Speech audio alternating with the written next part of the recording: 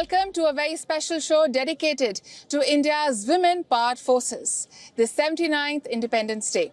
I'm Nikita Singh. And I'm Dharamjot Kaur. And today we celebrate the extraordinary contribution of women officers in the Indian Armed Forces. We also highlight the inspiring journeys of military wives who've broken barriers and upheld the highest standards of bravery and courage. So let's honor the sacrifice and the legacy each of our storytellers are carrying forward.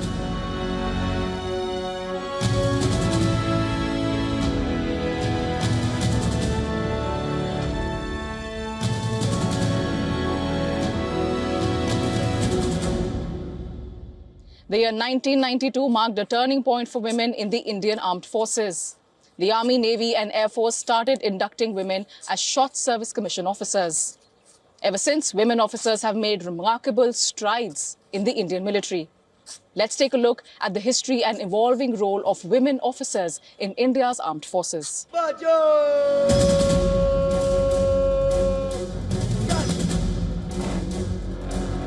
On the 30th of May 2025, the first batch of 17 women cadets graduated alongside 300 male counterparts from the National Defence Academy in Pune. The cadets went past the Antim Pag at the Tri-Service Training Academy, widely known as the cradle of leadership. This marked the passing out of the NDA's first co-ed batch. The first batch of female cadets pass out from NDA today. This marks a historic milestone in our collective journey towards greater inclusivity and empowerment. While the moment represented a historic milestone for the women officers, it also carried a special significance for the evolving role of women in India's armed forces.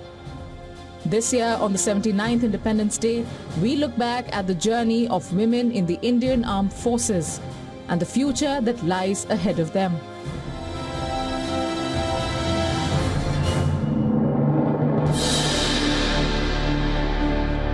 Women's entry into the Indian Armed Forces can be traced back to the British era, when the military nursing service was established in 1888. Post India's independence, the Army Medical Corps began granting regular commission to women doctors in 1958. Other than the nursing and medical streams, other broader roles remained off limits for women under the provisions of the Army Act 1950. Then came a major milestone in the year 1992, when the Women's Special Entry Scheme opened the door for women to be inducted as Short Service Commission officers. In 2008, the Armed Forces started offering permanent commissions to women officers in select streams. A watershed moment came in 2015. The Indian Air Force opened fighter pilot training to women, leading to the induction of the first female fighter pilot in 2016. Another big milestone in this journey came in February 2020, when the Supreme Court ruled that women officers in the Indian Army were eligible for permanent commission.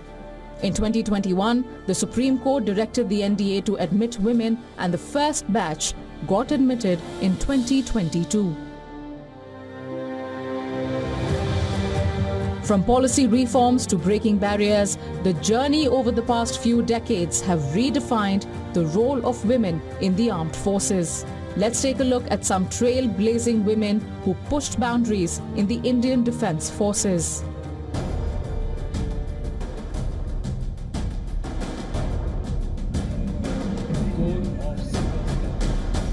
In 1992, a batch of 25 lady cadets was inducted into the Indian Army.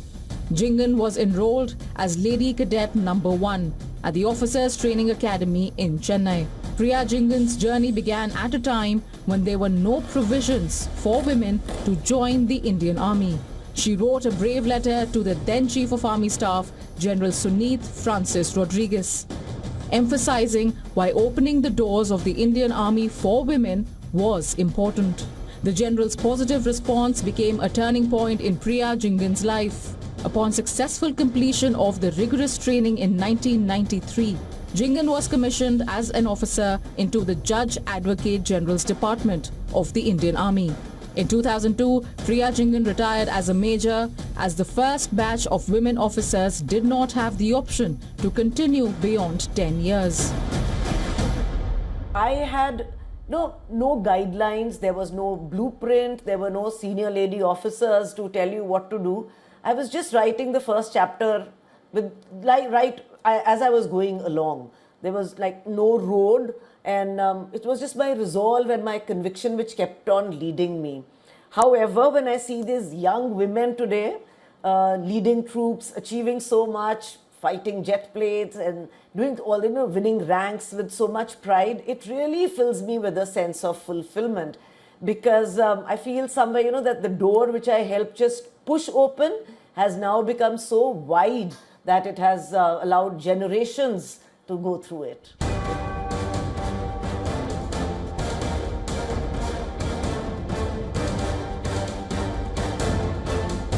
In another example of women breaking the glass ceiling in the armed forces, Lieutenant Commander Prerna Deosthali made history in 2023 by becoming the first woman to command an Indian Navy warship.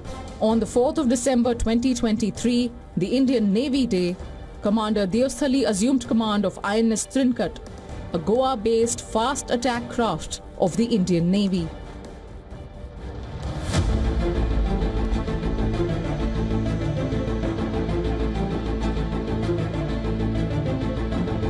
The first women fighter pilots in the Indian Air Force were Avani Chaturvedi, Bhavna Kant and Mohana Singh. They were inducted into the fighter squadron in 2016. This was a significant milestone for the Indian military.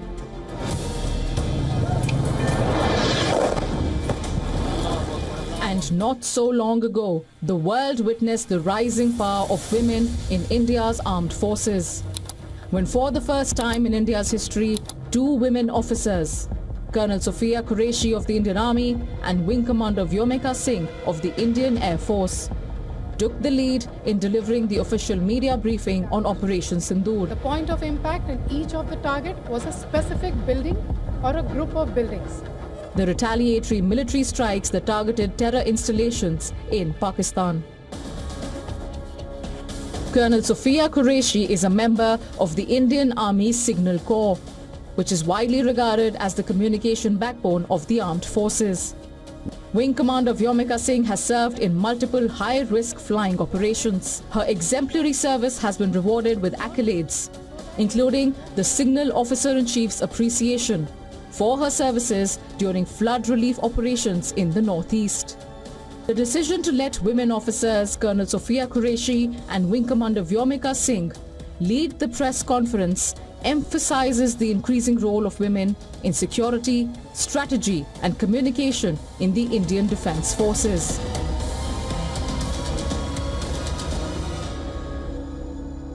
From the depths of personal loss to the heights of national service, Lieutenant Colonel Ravinderjeet Randhawa emerged as India's first war widow of Veer Nari to join the armed forces.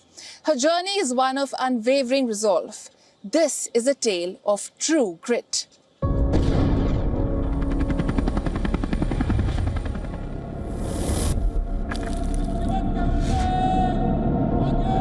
India will never forget the sacrifices of its soldiers who have laid down their lives for the nation.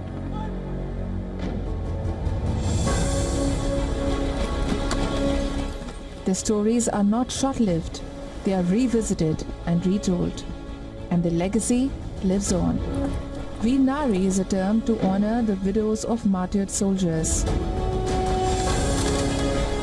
Some of them chose not to stand back in grief, but to step forward in uniform, carrying the legacy of their husbands by serving the nation themselves.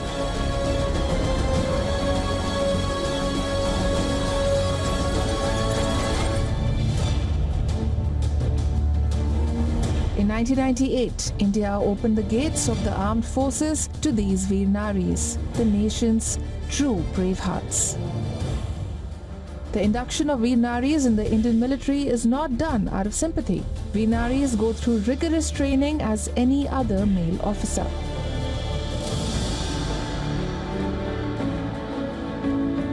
Meet Lieutenant Colonel Randhawa. India's first Veer Nari to don the olive green as a commissioned officer. Her journey began as the wife of Major Sukhwinder Singh Randhawa, when she was introduced to the world of the armed forces. In 1995, they welcomed their daughter, Simran. But just over a year later, her life changed forever.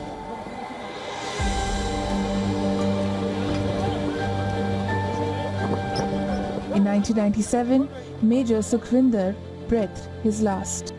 He was posted with the 2nd Battalion of the Rashtriya Rifles in the insurgency-hit Anantnag sector of Srinagar.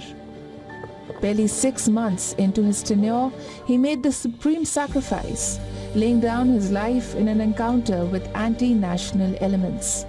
This thing was always in mind, like whenever he used to talk, he was a army brat, his father was in army.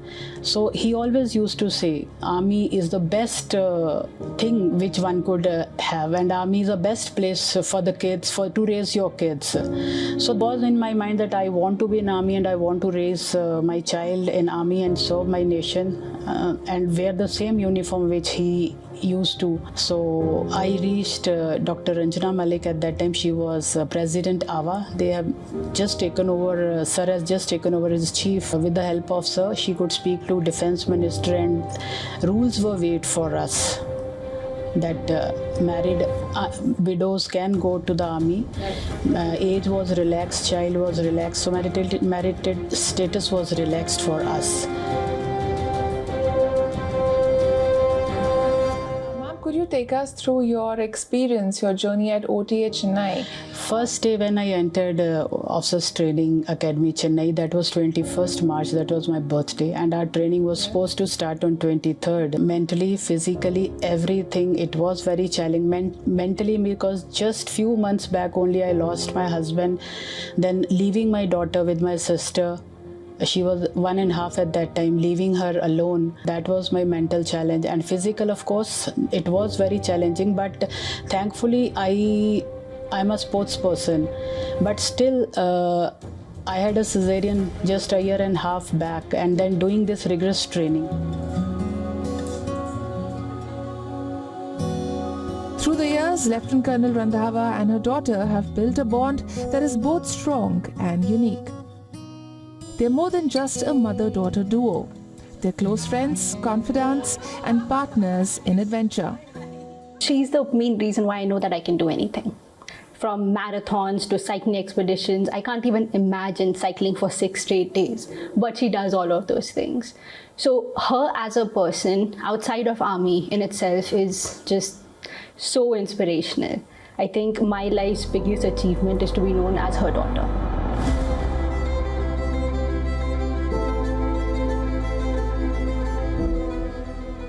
Now, let's look at another side to her very vibrant personality. One that is filled with love for adventure, love for sports.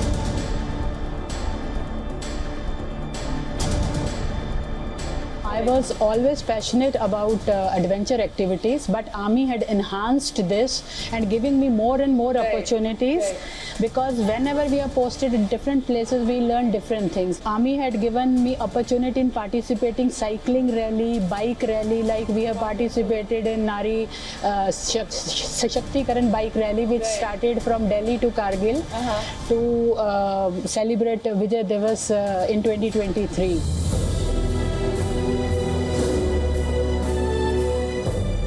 For me, he never went.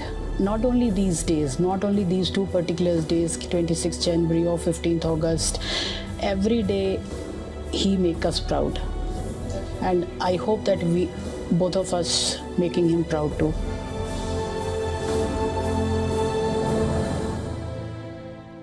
Women of India's armed forces are making strides despite persisting challenges, not just in uniform, but also in an important and often invisible role of a military wife. Our next story revolves around the life of Mrs. Neeta Dhillon and Lieutenant General KJS Dhillon. It chronicles the difficulties and the strength that it takes for a woman to be married to a military officer. The women officers have to prove themselves 3 times over.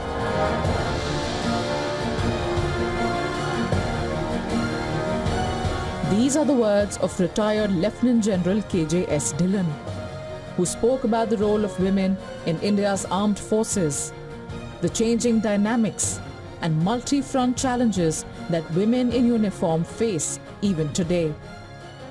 Firstly, they have to prove in our society, which is a male-dominated society, especially in rural India, from where our troops come, from where our Jawans come. Now, in the body of troops in a company or a battalion, a woman officer has to establish herself as a leader, whereas her male counterpart is an established leader or commander by virtue of his having got commission. Now here, she has to establish herself amongst the men who have never seen a woman as a leader. That is one. Second is, she has to prove herself to the family which had all the apprehensions when she wanted to join the army. And lastly, she has to prove to the society, which is always judging a woman at any time, at every place.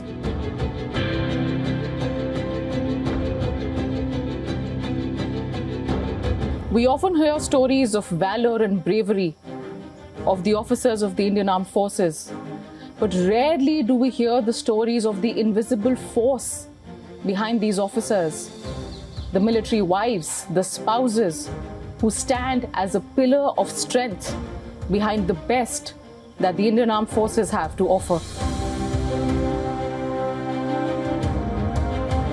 Coming from a non-military background, Neeta Dhillon had seen a different kind of life, with her father being in the police force. But when she married then Captain KJS Dhillon, she entered into uncharted territory, battling the risks and challenges as a military wife.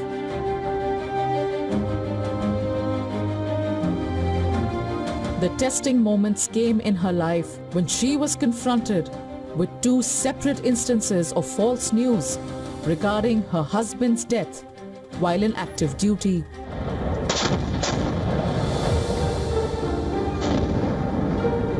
The first instance occurred during the Kargil War in 1999, when Neeta was 8 months pregnant. I was awake whole night. Then I knew my father, he's the first one to go and pick up the newspaper and he will read the news. I woke up and I went outside and I was waiting for the newspaper. And my mom, she just asked me, why you got up so early today? I said, nothing, I'm just feeling uncomfortable. So I'm taking a walk. So when the newspaper came and I picked up that newspaper and I hid it. I was not worried about myself. I was worried about my parents. Years later, it happened again, when the name of KJS Dhillon, then as a colonel, flashed on the TV screen. Only this time, she was not a young military wife anymore. She was the spouse of a senior commanding officer. In that moment, Neeta Dhillon knew that she had a responsibility to live up to. Inside, I was keeping myself very strong. So I was thinking about my unit ladies, my families. So morning I got up, I combed my hair, washed my face. I said, now they will come and I have to face them. So I can't be seen as, you can say, shattered person or grieving. So I was trying to be strong. As a commanding officer's wife, she did not want to be seen as a shattered woman. That is the responsibility, that is jimmewari, that is commitment. She doesn't get paid, she doesn't wear uniform, she doesn't come under Army Act, but she has a commitment to the job what her husband is doing. And this is the story of each and every military wife.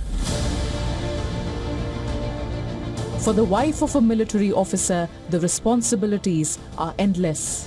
As her husband stands tall on the front lines and in volatile areas, protecting millions, she holds fort on multiple fronts. Families, finances, logistics, the list is endless. There is no doubt that a military wife is like a one-person army, determined and resolute. They are the unsung warriors who serve the country in their own silent yet powerful way. The lady of the house drives the soldier to the hilt.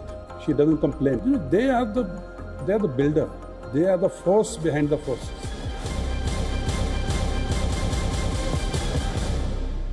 This Independence Day, we honor the military wives who choose not to be defined by tragedy, but by the courage to celebrate the lives of their brave, martyred husbands. Women like Mrs. Gitika Lidda, who have turned grief into a legacy of love and strength. I'm a soldier's wife is something that defines me and many other military wives. There is no better definition to me. This is exactly what I am and what I stand for. He was a soldier's soldier, a much admired leader among his colleagues. To those who loved him, he was called Tony. Brigadier Lakhvinder Singh Lidder was a second-generation army officer, commissioned into the 2 Jack Rifles in 1990. As a defence assistant to the then Chief of Defence Staff, General Bipin Rawat, Brigadier Lidder played a crucial role in advancing tri-services reforms. After years of hard work, he was awaiting his promotion to the rank of Major General.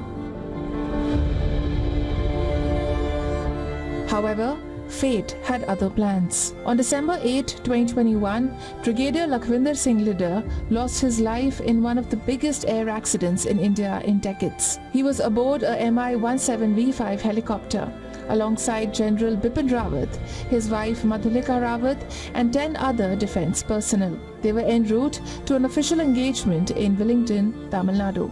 Just a few hours after takeoff, the helicopter crashed, claiming Lidder's life along with all those on board. For Lakhvinder Lidder's wife, Gitika Lidder, the sudden departure of her husband was both tragic and devastating. Within the first 24 hours, what I remember after all the, the shock, the trauma, the disbelief, basically that the whole reality of it sunk in very, very, very quickly. That, okay, it is what it is, and when the survival mode kicks in, then you know that this is what you have to deal with. These are the cards now, and I have to just stand up for all those around me who are crumbling, and there were a whole lot of them. Instead of letting her grief overwhelm her, she chose to be resilient and celebrate her husband's legacy. As a tribute to her husband and their life together, Gitika Lidder has authored a book titled I Am a Soldier's Wife. How did you decide to keep Brigadier Tony Lidder's legacy going forward? And I believe this book, I'm a Soldier's Wife, is a great reflection of the person Brigadier Tony Lidder was. So there's a post that I made on his birthday, this birthday, and I wrote that, you know, you will live as long as you are remembered, and you will be remembered as long as I live. So that is a promise that I made to myself, that, you know, as long as I remember, as long as I live, I will remember him. And this is just my way of remembering, recounting the life that we led.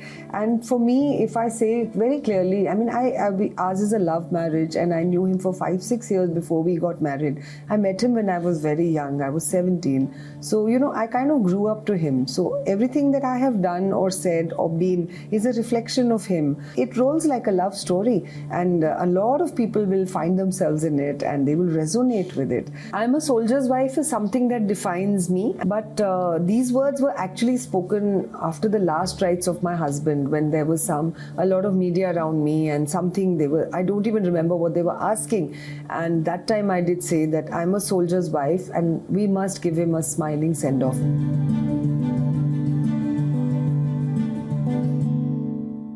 On the line of control in the northern part of the Kashmir Valley, the brave female soldiers of the Border Security Forces are not only enduring harsh weather conditions, but also confronting terrorists in the region.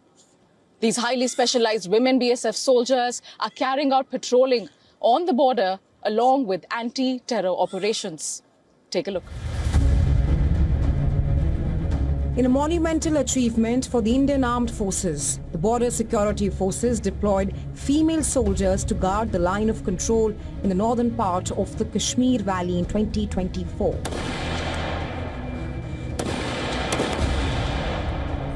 This historic move marked BSF as the first armed force to post specially trained female soldiers at the LOC, a feat that fills us with pride. These female soldiers are now engaged in combat operations in the region, a testament to their dedication and courage. These female soldiers carry out tasks such as combat patrol, night patrol, and controlling the movement of terrorist cadres along the border areas. कुछ समय पहले तक यहाँ पर सिर्फ हमारे जो mail कार्मिक थे वही तैनात किए जाते थे। पहली बार यहाँ पे कुछ टाइम से महिलाओं को तैनात किया गया है। ऐसे टफेस्ट और सेंसिटिव कंडीशन में ड्यूटी करना निहायत ही गर्व की बात है और मुझे और मेरी पूरी टीम को यहाँ पे ड्यूटी करने में बहुत गर्व महसूस होता है। These female BSF soldiers posted on the line of control not only patrol the LOC and international border, but also go to the ambush site as well as if there is an infiltration bid near the line of control. As you can see right now, they have information that there is a possibility, there is a suspicious movement that has been seen close to the line of control. In recent times, security forces have arrested dozens of women carrying arms, ammunition and narcotics from the bordering areas into the hinterland. And to curb this, the deployment of female soldiers has proven to be a great help. The unique role in frisking and checking women has made the task easier, a task that was challenging for male forces along the bordering areas. लड़कियां हैं वो भी BSF में आ सकती है और यहाँ पे अपनी सेवाएं देके गौरवान्वित महसूस कर सकती है सीमा सुरक्षा बल में शामिल होकर। 1 साल की ट्रेनिंग दी जाती है। उसके बाद यहाँ एलओसी पे तैनात होने के लिए भी हमें 4 हफ्ते की ट्रेनिंग दी जाती है ताकि यहाँ ऑक्सीजन की कमी है उसको कंट्रोल कर सके और देशवासियों को अच्छी सुरक्षा महसूस दे सके और हम यहाँ जब तक ड्यूटी कर रहे हैं तब तक हमारे देशवासियों को कोई प्रॉब्लम नहीं होने देंगे। For these female soldiers, it's a moment of immense pride. They have paved the way for other female soldiers to serve in any part of the country. These stories are unique. Each brings its own brand of strength to the forefront. On India's 79th Independence Day, WION celebrates these brave women for redefining what it means to serve the nation with unwavering commitment, resilience and leadership. Thank you for watching.